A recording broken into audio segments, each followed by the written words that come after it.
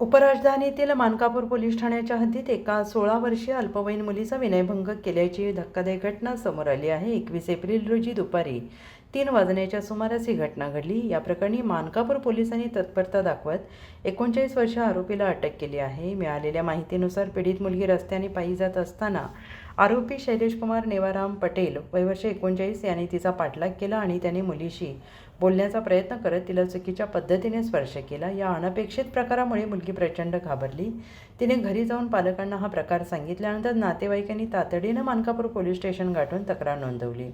पोलिसांनी तांत्रिक तपासाच्या आधारे आरोपी शैलेश कुमार याला ताब्यात घेतलं। पोलिसांनी त्याची वैद्यकीय तपासणी केली असता तो दारूच्या नशेत असल्याचं स्पष्ट झालं।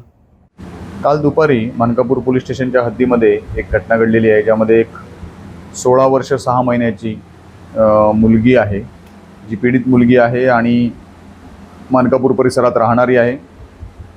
ती मुलगी दुपारी रस्त्यानं चालत असताना सुमारे दुपारी 3 वाजता एक आरोपी आहे शैलेश कुमार नेवाराम पटेल वय 39 वर्ष, हा बिडगाव नागपूर येथील राहणार आहे। हा त्या मुलीचा पाठलाग करत होता आणि पाठलाग करत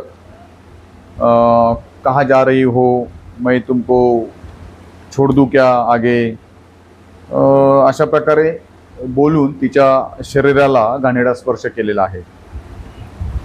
याबाबत माहिती मिळाल्यानंतर डायल 112ला त्याचा कॉल झाला होता आणि त्यानंतर त्या ठिकाणी काही लोक देखील जमलेले होते।